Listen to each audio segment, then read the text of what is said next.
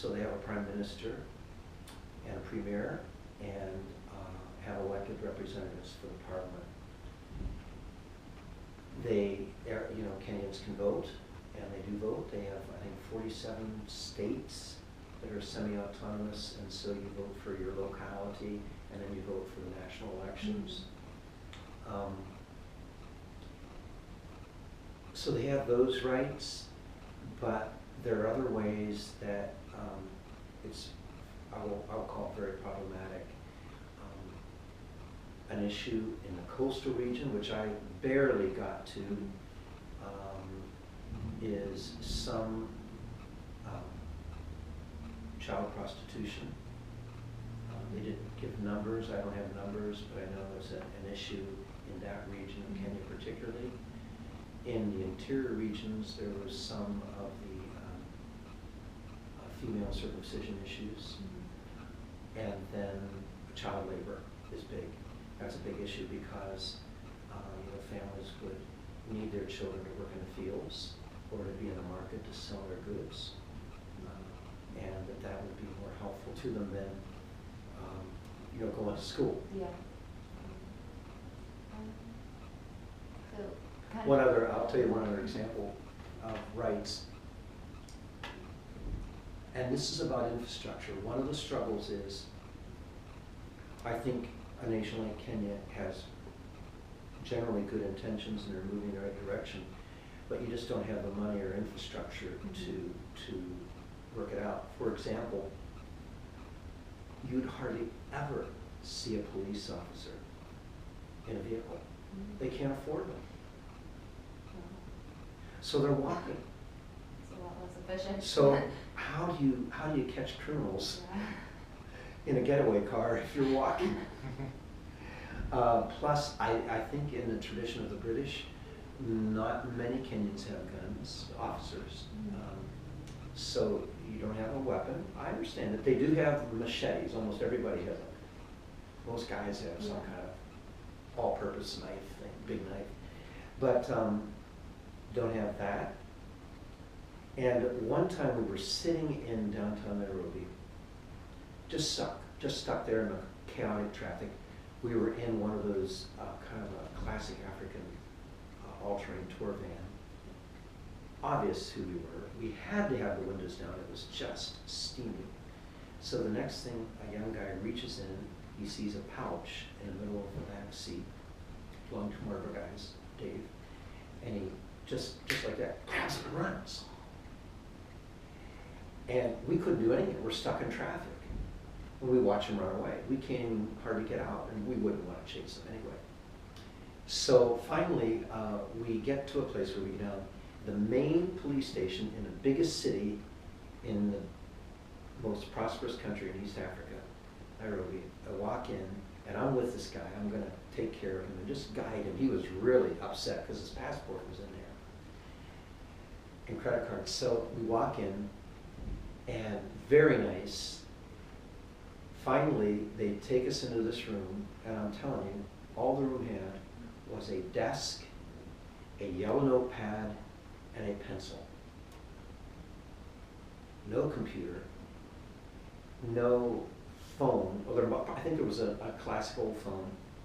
Nothing. That was it, and a light bulb hanging down. And we're royalty, we're tourists, and so they want to be really good to us. And he asked us questions, and the young man answered and everything. Then he said, "Someone wants to see you." So we were walked up to the chief of police, and we walked into this room, and it was like out of a movie.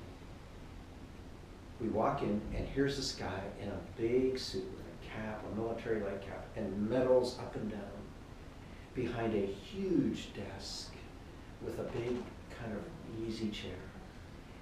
And we walk in, and he's just gracious to us, has us sit down, and makes a kind of a formal type apology that he's very sorry on behalf of the city of Nairobi and the people of Kenya for what has happened to us. And they'll do everything possible to find this, terrible person and bring justice. And then we left. I mean, it was very nice. I'm not putting that down, but it was like in a movie. I mean, you can just picture it.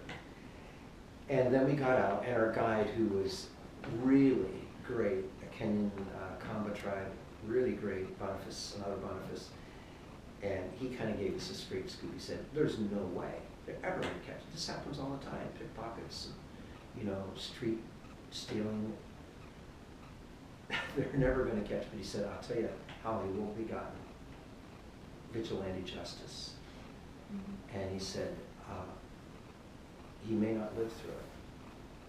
The people in his neighborhood, he goes back, there are people who may just say, "You don't do that here." And so he may not live. And that's an example of the rights. People get taken advantage of, they get, there's a lot of corruption, but then there's also vigilante justice that takes place in behalf of the police who just don't have the resources to do their job. Mm-hmm. So, kind of going back to what you said about the right to vote, is that afforded to women too? Do women have equal rights? Yes. It's very surprising. Patriarchal society, it's definitely male dominated, but absolutely Kenya, the women have rights to get education, according to the government. Depends on your tribe. We'll talk about that. We don't want to end this conversation without talking about tribe and the impact that has. I just want to talk a little bit more about children, and you said that some have to work, obviously, in the fields for their parents. So can you compare a little bit the amount of responsibility that some have in Kenya than children in the U.S.? More responsibility about the same, like going to school, or do they have to take on work at a young age? Probably am not experienced enough to answer that. Because I would see children in certain settings, but in the day in and day out setting, I wouldn't see them. For example, every church, no matter how poor, every Presbyterian church, East African Presbyterian church, would probably have a preschool. Sometimes it would be a boarded preschool, boarding, or most often an all-day preschool. They would usually have some kind of food ministry, like we do here at Food Bank.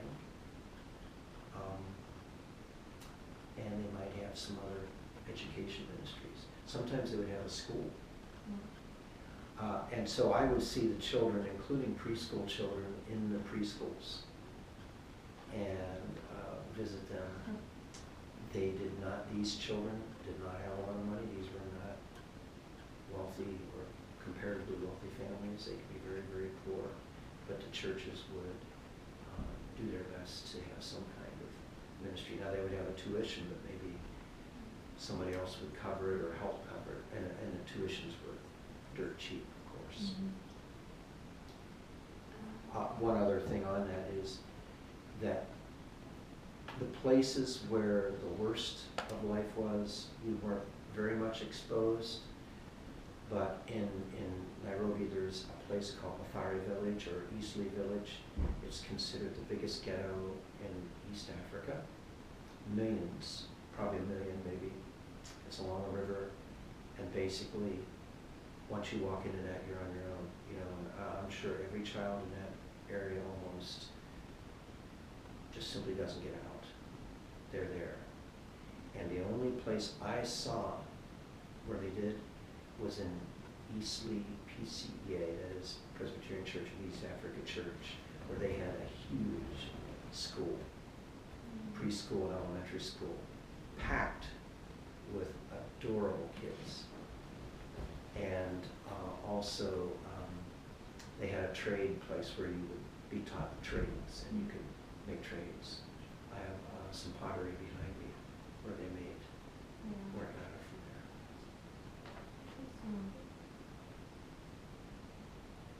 So do you have any personal stories about any like Kenyans or their families or anything worth noting that you thought was kind of interesting?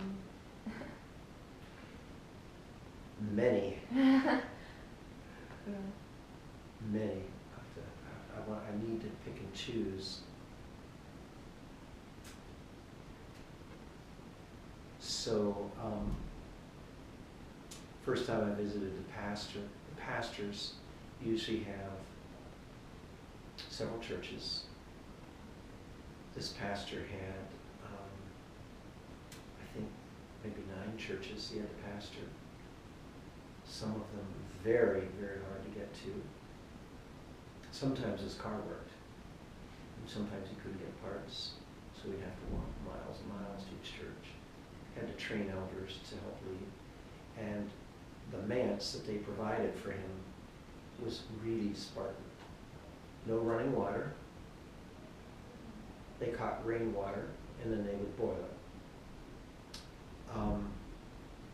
No electricity. They used Coleman lanterns, and they cooked on like coals and wood that they would keep just a slow burn as much as they could. Plastic kind of Tupperware-ish type dishes, and no indoor toilets.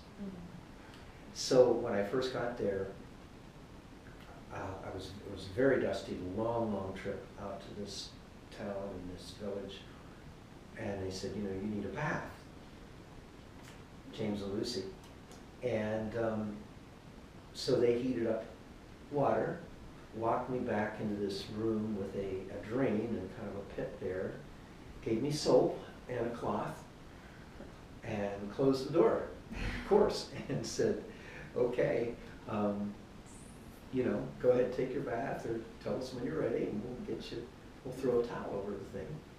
So I took my